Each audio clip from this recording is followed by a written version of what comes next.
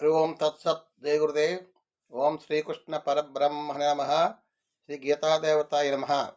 భగవద్గీత 7వ అధ్యాయం విజ్ఞాన యోగంలో 15వ శ్లోకాన్ని పరమాత్మ తెలియజేస్తున్నారు. అంటే భగవంతుని ఎవరు భజించరు, ఎవరు ఈ మాయను తెలుసుకోలేరు. మాయ అంటే కనిపిస్తుంది, నశిస్తుంది, అదే మాయ. కనిపించింది ఒకటి ఉంది, అదే పరమాత్మ శక్తి. కనిపించేది నశిస్తుంది, అది కొంతకాలానికే నశిస్తుంది. ఈ మాయ అంటే కనిపించే వస్తువు కానీ, మనుషులు కానీ, మనసు కానీ, బుద్ధి కానీ అన్నీ కూడా ఏది కనిపిస్తూనే ఉంటుంది. మనకి ఆ రూపంలో కనిపిస్తున్నా సరే అది కొంతవరకు అది నశిస్తుంది. ఆ నశించిందే పరమాత్మ శక్తి. ఆ నశించిన దాన్ని మనం నిజమనుకొని మాయలో పడి దాని యందు సుఖదుఖాలు మనం అనుభవిస్తున్నాం. ఒక వస్తువు ఉంది, ఆ వస్తువుని మనం చూస్తున్నాం, అది నిజమనుకొని దాని మీద అభిమానం పెంచుకుంటున్నాం, మమకారం.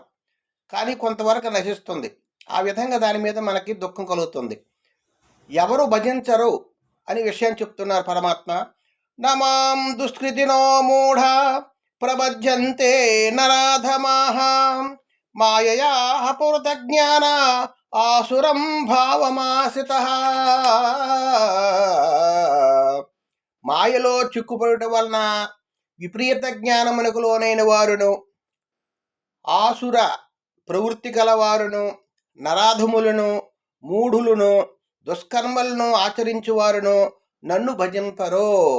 ఎవరు నన్ను భజిస్తారు అంటే మంచి వాళ్ళు భజిస్తారు. ఎవరు భజించరు, నన్ను పట్టించుకోరు, నన్ను గురించి తెలుసుకోవడానికి ప్రయత్నం చేయరు, నన్ను ధ్యానించరు. ఎవరంటే మాయలో చిక్కుపోయిన వారు, విపరీత జ్ఞానములలోనైన వారు, అంటే అజ్ఞానములో ఉండేవారు, అసుర ప్రవృత్తి గలవారు. ఆ మనసులో కామక్రోధ లోభ మదమత్సర్యాలు ఉంటాయి, అసూయ ద్వేషం ఉంటుంది, అజ్ఞానం ఉంటుంది. అటువంటి వారు దేవుణ్ణి భజించలేరు. నరాధములు అంటే మనుషులలో అధములు అనమాట.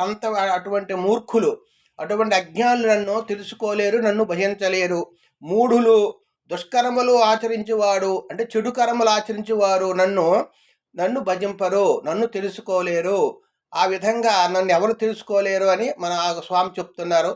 ఆ విధంగా మనలో ఉన్నటువంటి అజ్ఞానాన్ని పోగొట్టుకోవడానికి నిరంతరం కూడా భగవద్ధ్యానం చేస్తూ భగవంతుని భజిస్తే మనలో ఉన్నటువంటి అజ్ఞానం నశించి జ్ఞానము కలుగుతుందని పరమాత్మ తెలియజేస్తున్నారు. హరి ఓం తత్సత్. జయ గురుదేవ్.